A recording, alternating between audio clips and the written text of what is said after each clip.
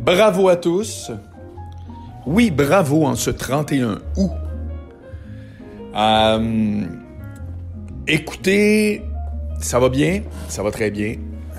Beau week-end, malgré que c'était plutôt plate, là, on se le cachera pas. On va baisser ça un peu. Évidemment, c'est pas un temps de vélo, surtout qu'il ventait comme un malade. Il ventait il y a eu des rafales, ça a l'air jusqu'à 50. Moi, c'est un gros facteur d'influence pour sortir en vélo. Là. Je vais vous faire une petite intro de ça. Le vent.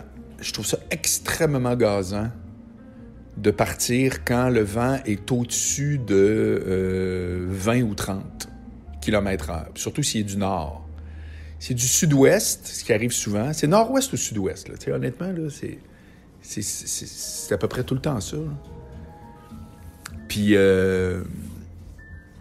c'est gossant. Ceci étant dit, je fais un peu ma fine bouche parce que tous les parcours que je fais, il n'y a pas de côte, ou presque pas. Fait qu'imagine si j'étais le gars qui dit « J'aime ça faire du vélo à Charlevoix, mais il ne faut pas trop qu'ils vendent. » Alors qu'il y a des côtes, genre l'enfer. Ça n'aurait juste pas de sens, tu sais. Mais pourquoi je vous parle de vélo en intro, c'est que je suis en train de penser peut-être à faire des rides à l'année. Alors là, s'il y en a qui sont au parfum de ça, n'hésitez pas à m'écrire pour m'éclairer. Ça ferait une bonne entrevue d'ailleurs, si j'étais avec un vrai spécialiste. Je pourrais retourner voir les gens de Demers Bicycle à Québec quand je vais y aller, qui sont des vrais pros. Puis j'étais porte-parole dans le temps, là, quand j'étais au 93. Fait que ça pourrait être trippant parce que je dirais pas non à m'en acheter un autre qui serait fait spécialement pour l'hiver. Donc, un fameux fat bike. J'ai jamais essayé ça à date. Ces grosses roues-là, j'ai l'impression que ça doit être extrêmement difficile d'avancer avec ça.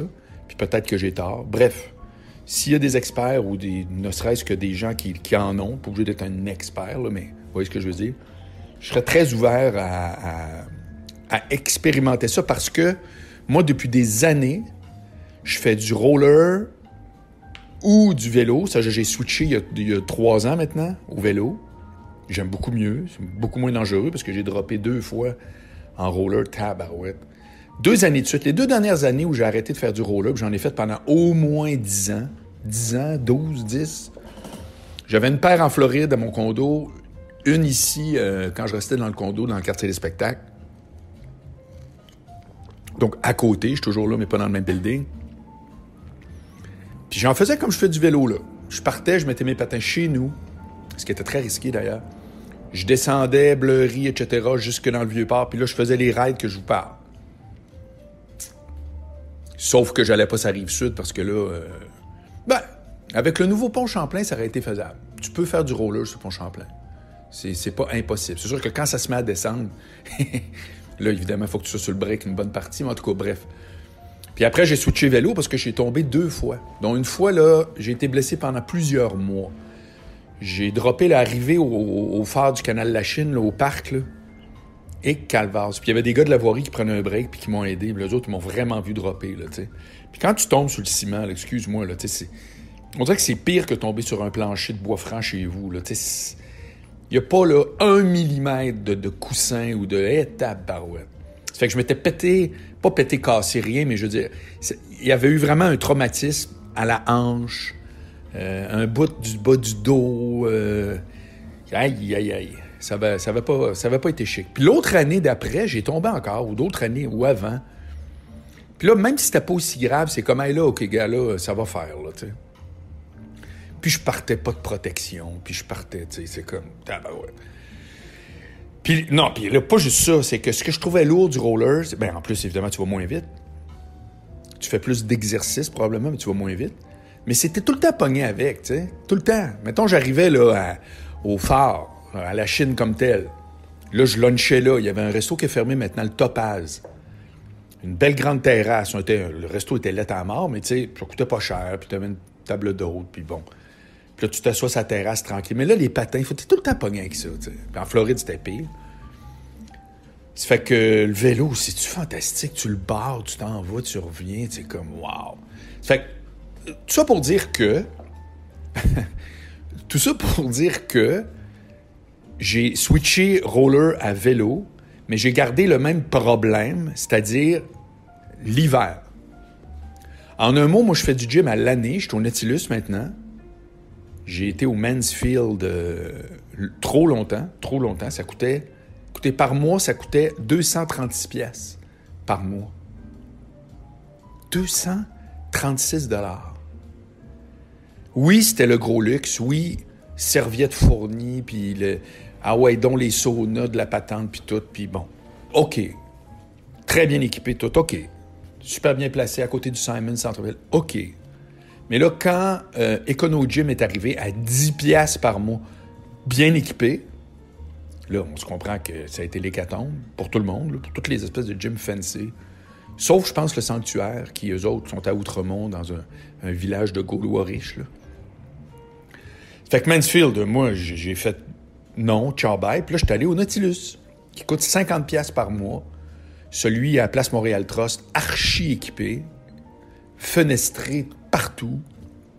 Et quand je vais à Québec, je peux aller à celui du Hilton, qui est très bien aussi. Ils sont tout le temps bien placés, les Nautilus.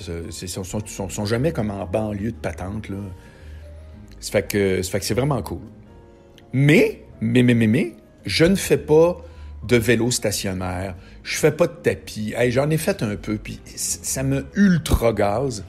Ça fait longtemps que j'ai arrêté tout ça. Ce qui fait que si je veux bouger, si je veux faire du cardio, ou bien je fais du circuit training, ce que j'aime pas trop, c'est-à-dire tous les exercices un après l'autre, dang.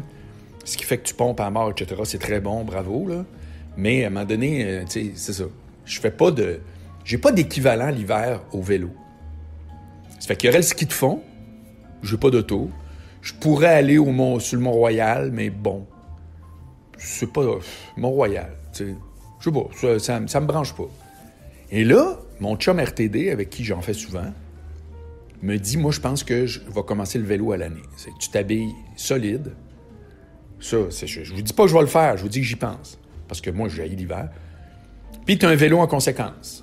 Soit que tu changes tes roues, je sais pas trop, ou qu'effectivement, tu t'en achètes un qui sert que à ça. Puis là, tu fais les mêmes rides. Tu pars, let's go, bing bang.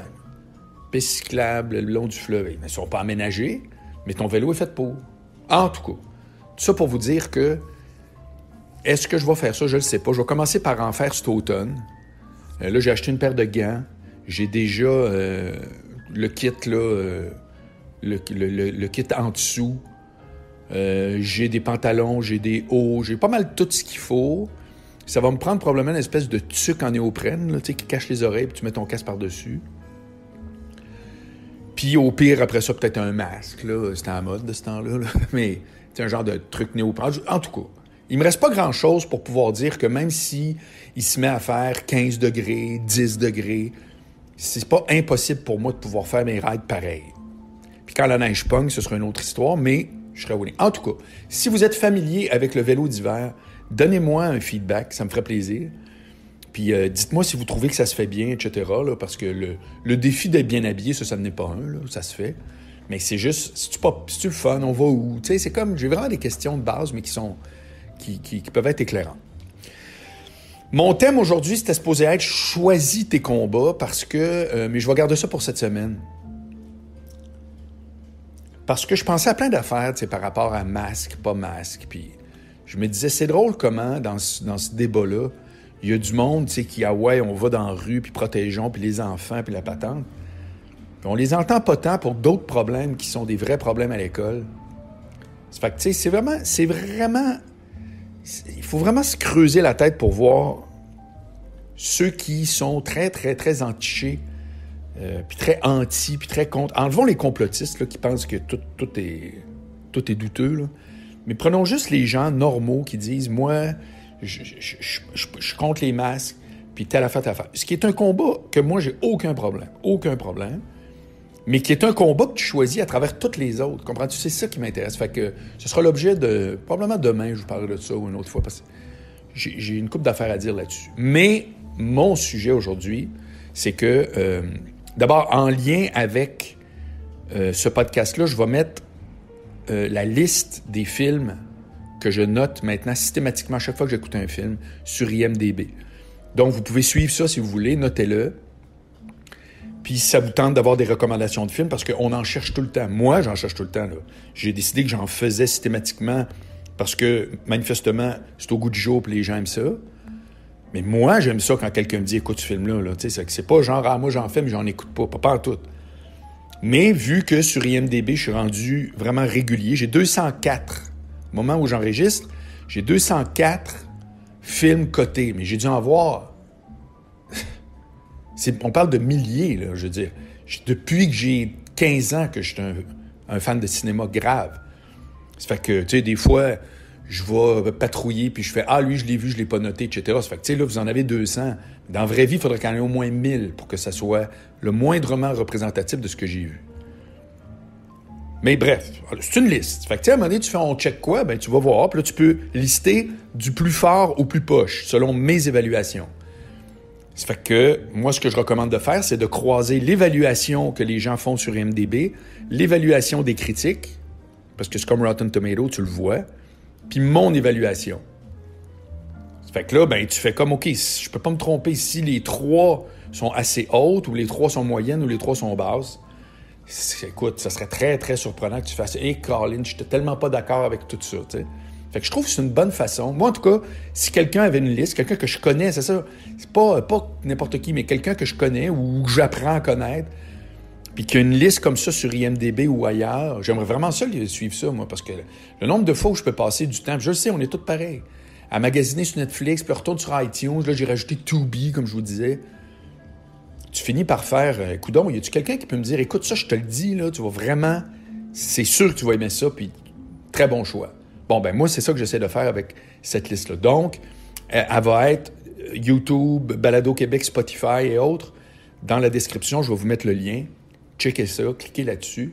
Puis, si vous trouvez que c'est d'intérêt, ben suivez ça. Parce que j'en écoute comme un déchaîné à semaine longue. Je suis donc allé voir Tenet de Christopher Nolan, qui est, avec Unhinged, les 2-3 premiers films de New Newton. Je dirais les 2-3 premiers films qui sortent, qui avaient été reportés à cause de la COVID. Et c'est exactement ce que vous avez entendu. Donc, c'est triste de vous annoncer d'avance que je ne serai pas original. Je vais garder ça au jeu un peu, là. Mais c'est un film extrêmement bien fait. À la fin, il y a une espèce de débarquement dans une usine nucléaire en Ukraine, là, tu sais, on voit le genre. Mais j'ai rien compris. J'ai rien compris. Tous ces films-là à la Matrix, puis tout, mon cerveau est pas bon là-dedans. Je l'ai pas en tout. Ça fait que c'est ça. Puis ça a l'air, j'ai vu une entrevue Christopher Nolan qui dit « Moi, quand j'entends les gens dire « J'ai pas tout compris » ou « J'ai rien compris », je me régale, je me frotte les mains. C'est ça son but. Ce qui est incroyable, c'est que tout le long, il t'explique, là, les personnages au début.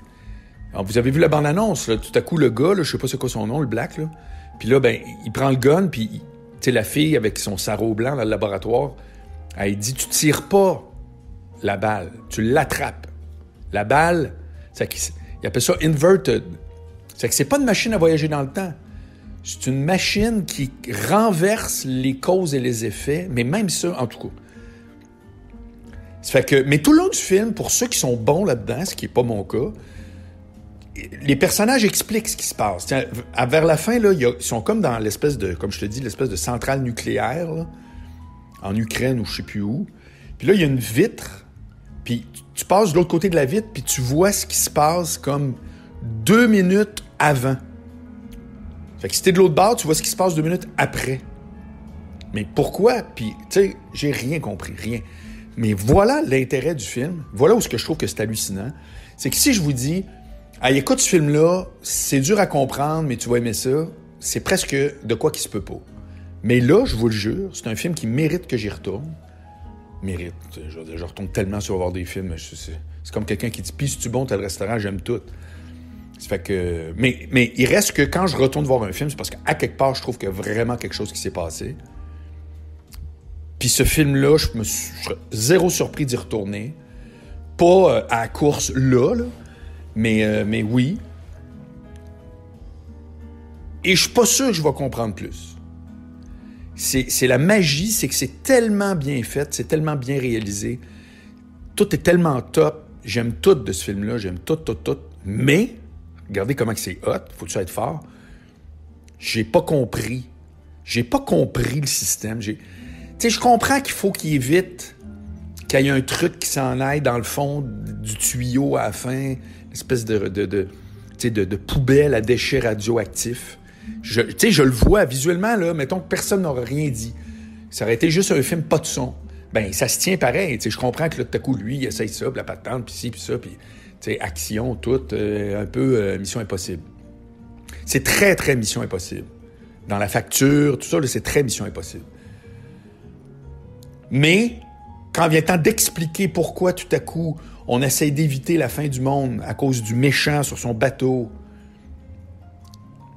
puis que c'est quoi le système? Qu'est-ce qui fait qu'il y a des affaires qui se passent à l'envers? Qui se bat contre un soldat, puis ce soldat-là... À un moment donné, il se bat contre lui-même. À un moment donné, là, la vedette principale, il y a une scène au début où il se bat contre un espèce de policier, tu sais, d'intervention d'escouade tactique, donc avec un casque, puis un masque à gaz, puis tout. Puis plus tard dans le film, tu réalises que ce gars-là, c'est lui. Parce que justement, il a voyagé un peu dans le temps, puis il se bat, ce qui est super intéressant, puis je viens de vous le blower, là, je vous dirai pas tout, mais en tout cas, quand même. Puis c'est ça, ça fait que c'est ça. Fait que tout ça pour dire que c'est un excellent film, hyper intéressant à regarder, emballant, enlevant, beau à l'œil, mais tu comprends pas. Puis là, je sais qu'il y en a qui vont dire, moi, j'ai compris tout de suite. Genre, là, je pense que, tu sais, mettons, les gamers ont un esprit que moi, j'ai pas. Moi, je suis pas un gamer. J'ai essayé, ça colle pas. Je pense que les gamers s'y retrouvent. Je pense que ceux qui aiment Lord of the Rings vont aimer ça. Ceux qui ont aimé Matrix, c'est certain que vous allez aimer ça. Ceux qui ont aimé Inception, tu vois, là, Inception, c'est le même réalisateur. Puis pour moi, Inception, c'est clair. C'est pas tout le temps facile, mais c'est clair. C'est que quand tu rêves, ben, tu t'en vas ailleurs. Puis dans ton rêve, tu peux te mettre à dormir puis rêver encore. C'est brillant. Comme histoire, c'est brillant, tabarouette. Je veux dire, moi, j'ai pas tout compris. Ça ressemble un peu à Interstellar aussi, tu sais, avec Matthew McConaughey, là, quand il s'en va dans l'espace, puis là, tout à coup, il rentre dans une zone où là, il est comme dans un autre espace-temps. C'est toutes ces bouts-là que je trouve qui sont compliqués, puis que moi, ma tête, je sais pas pourquoi, mais je catch pas. Je catch pas. Sauf que c'est là, je trouve qu'il y a un tour de force dans Tenet. Puis là-dessus, je pense que, honnêtement, tout le monde va dire pareil, à moins que tu n'aimes pas la science-fiction. Mon chum d'Orion, les Star Wars, je les ai jamais vus, ça ne l'intéresse pas. La fiction, ça ne l'intéresse pas. Fine. Mais si tu aimes la science-fiction, si tu aimes les films action, aventure, ou est-ce que, bon, tu vas aimer le film. Tu vas trouver que c'est un bon moment. Tu vas tout trouver que c'est cool. Tu vas être content d'être allé. Tu comprends-tu? C'est zéro genre, ah mon Dieu, je me casse la tête. C'est pas vrai. Puis c'est pour ça que je trouve que c'est spécial. Comment on fait pour raconter une histoire où, à quelque part, il y a des gros bouts où les gens vont faire comme, bah, ce bout-là, j'ai pas compris. À vrai dire, je comprends même pas c'est quoi exactement le système qui fait que tout est renversé, mais pas tout le temps. Mais le film est super bon. C'est quand même hot. C'est quand même hot. C'est comme moi, là, mettons, je vous jase un matin, là. Si c'était... C'est pour ça que je le souligne, le film, tu sais. Mais si je vous parlais, puis c'était comme, à la fin, j'ai pas trop compris. Il nous a parlé d'un film, mais en même temps, je sais pas si en bout de ligne, c'est intéressant le film. Vous feriez l'ensemble les zéros. Ça se peut pas jaser de quelque chose à quelqu'un, puis que la personne ne comprend pas trop, mais c'est intéressant. Ça n'a juste pas de sens. Il faut être amoureux par-dessus la tête, là, avec comme dans les cartes postales, les cils qui clignent, puis le manteau, le menton entre les deux paumes de la main à côté de la table, là. Puis on faisait comme, ah oui, parle-moi encore. Faut être dans cette vibe-là. Parce que sinon, si on comprend pas le message, si on comprend pas l'idée, s'il y a des incompréhensions majeures, habituellement on dit c'est plate, je suis sorti avant la fin ou whatever. Non, là, dans ce cas-là, je vous le dis, je recommande chaud. J'ai mis 8 sur 10 dans mon IMDb. 8 sur 10. Combien de fois il y a des films que j'ai trouvés lourdeaux où tu fais comme, tabarouette, OK, non. Là, franchement, je décroche, ça marche pas, j'aime pas ça, je comprends pas ici, pourquoi tu as rendu là? Tu sais, ça affecte toute ton appréciation. Ben là, non. C'est que c'est vraiment, encore une fois, un exploit. Puis c'est pas juste esthétique. Il y avait une critique dans Le Devoir qui disait « Ouais, mais au final, on... » Non, je suis pas d'accord. Je suis pas... N'importe qui aime ce type de film-là, comme Arrival, mettons, là, va trouver que c'est super. Je vous le dis, je vais y retourner. Mais, demandez-moi, c'est quoi, Marc, qui fait qu'il y a des affaires qui sont inversées? Je peux pas vous répondre. Alors, c'est-tu barrière de la langue, je l'ai vu en anglais, ou c'est littéralement parce que il y a quelqu'un de fucked up qui a inventé cette histoire-là, puis que lui-même, à la rigueur, moi, je me souviens en philo au cégep, j'avais fait un film d'animation avec un G.I. Joe sur les 5 étapes de la mort. Ça a l'air que quand tu sais que tu vas mourir, ou quand tu vis un deuil, il y a 5 étapes, puis qu'il y en a une à un moment donné que t'es fâché, puis finalement t'es résilié, puis finalement ton deuil est fait, tu sais. Je me semble, c'est 5 étapes. Puis il fallait parler de ça sous une forme XYZ. Puis moi, j'avais fait un petit film dans le sous-sol chez ma mère, dans une pièce qu'on appelait La Remise. Puis j'avais fait un film d'animation. Je connaissais déjà mon chum Michel Gagné, qui était déjà là-dedans, lui. Puis un film avec ma caméra Super 8, où est-ce que, tu sais, tu prends une photo, tu déplaces le G.I. Joe, une photo. J'avais vraiment fait un court-métrage de peut-être 3 minutes, qui avait pris beaucoup de temps, qui illustrait pour moi les 5 étapes de la mort. Puis à la fin, le G.I. Joe, il se couchait en face d'une TV qui grichait. Tu sais, une TV, là, comme dans Poltergeist, là, qu'on n'a plus maintenant à cause du câble, mais avec les antennes, on avait ça. Si tu mettais ça sur un poste qui n'existait pas. Puis là, mon petit G.I. Joe, à la fin, la 5e étape, il se pliait les 2 bras comme un mort, couché en face de la TV, puis avec comme fond ça. Et j'avais aucune idée, c'est drôle hein, que je parle de ça, j'avais aucune idée ce que ça voulait dire. Les 4 premières étapes, tu pouvais voir que je suivais la signification normale des 4 étapes d'un deuil.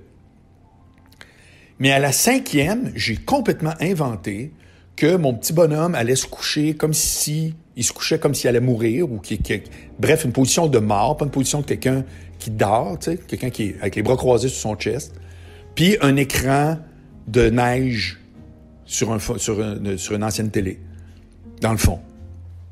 Puis j'ai fait par exprès en me disant, watch bien ça, tout le monde va trouver à ma place une signification. Et c'est exactement ce qui est arrivé. Quand on a présenté nos films, tout à coup, je voyais, sourire en coin, que « Ah ben oui, à la fin, quand tu fais ça, ce que ça veut dire, c'est à la fin. » J'avais aucune idée, ça voulait rien dire. J'ai inventé une dernière scène pour laquelle j'avais aucune signification, puis tout le monde en donnait une. Je serais pas surpris que dans Tenet, mais là encore, là, peut-être que je suis dans le champ complètement, mais que Nolan, puis les gens avec qui il a inventé l'histoire, se sont dit, sais-tu quoi, on va faire un bout qui est à l'envers, un bout qui est à l'endroit, tout. Puis on va expliquer, botcher.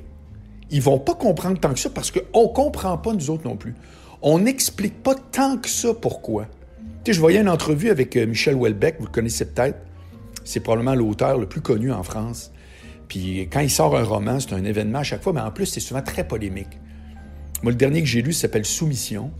Puis c'est un livre qui raconte que finalement, c'est un président musulman qui est élu en 2000 quelque, pas dans un futur pas si éloigné, mais qui est soft, tu sais. Puis là, ben, il enseigne le Coran à l'université, puis il incite les gens à aller là. C'est pas du tout radical.